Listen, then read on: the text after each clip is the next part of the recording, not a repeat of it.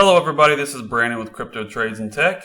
So for this weekly update, the story of the week is the Bitcoin ETF. So there was news trickling out all week about a potential ETF approval next week, and then there's been a flurry of news today, and of course Bitcoin has reacted very strongly in light of this news. Now, per usual, I'm not a licensed financial advisor, so please don't take anything that you hear here as financial advice.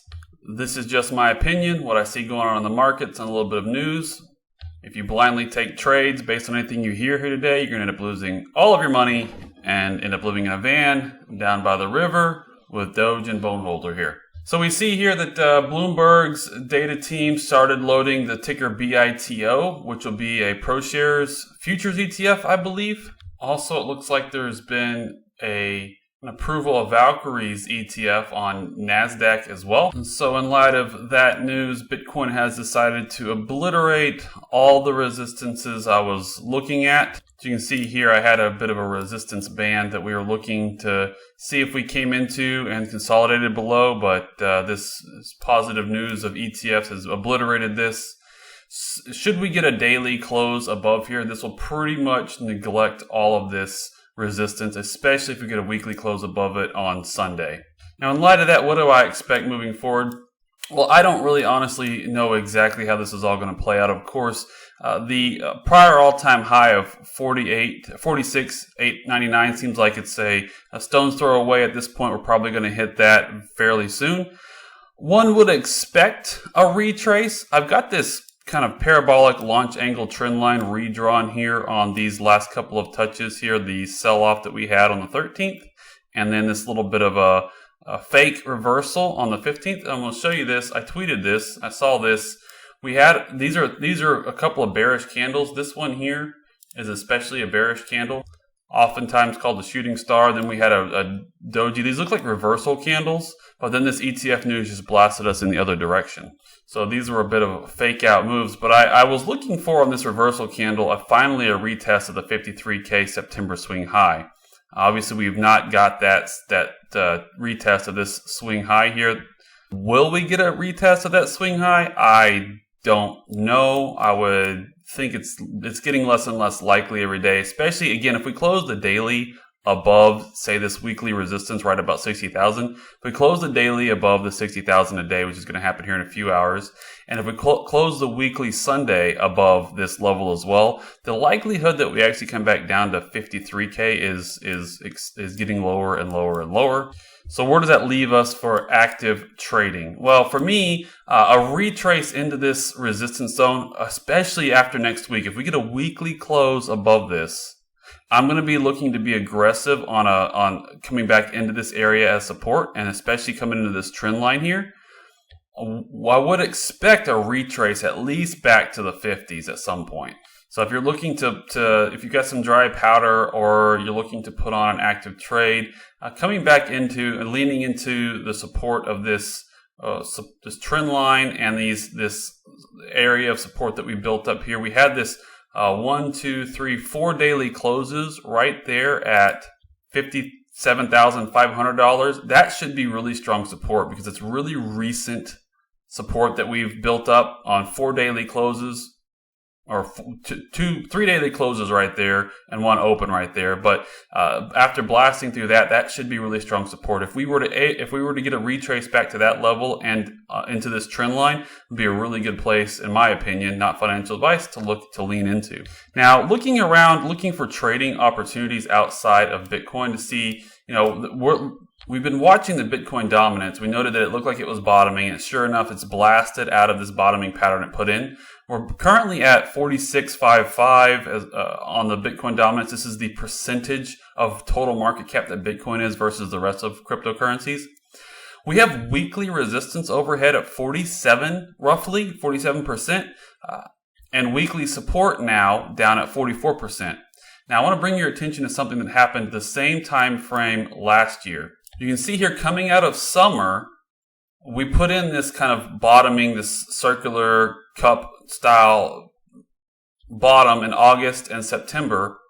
And then Bitcoin had a very strong move up into November, a quick sell-off, And this literally was a sell-off into weekly resistance, back to weekly support, and then a resumption.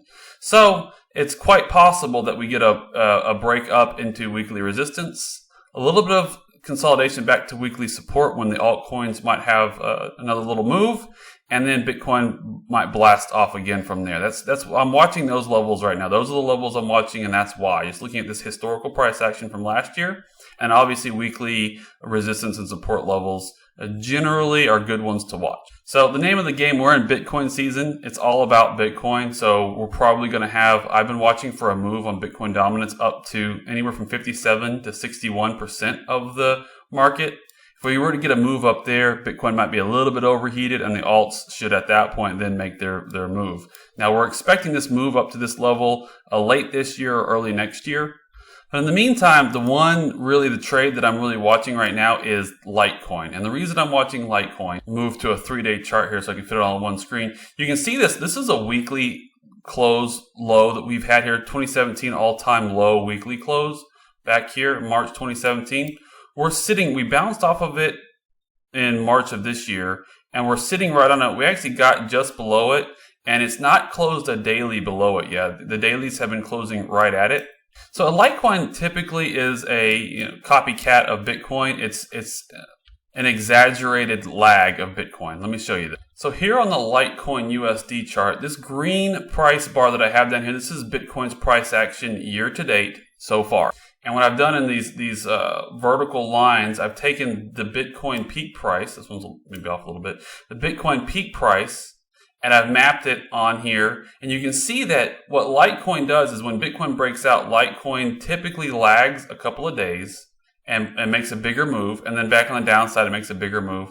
But especially as it gets later in the cycle, you can see Litecoin obviously was a very exaggerated clone of Bitcoin. And over here is where we had the really good move. But you can see that general pattern. Now, if you look over here to what's happened here, we had this strong move in September on Bitcoin, and Litecoin followed very strongly, made a move very quickly from 167 support up to 235 resistance.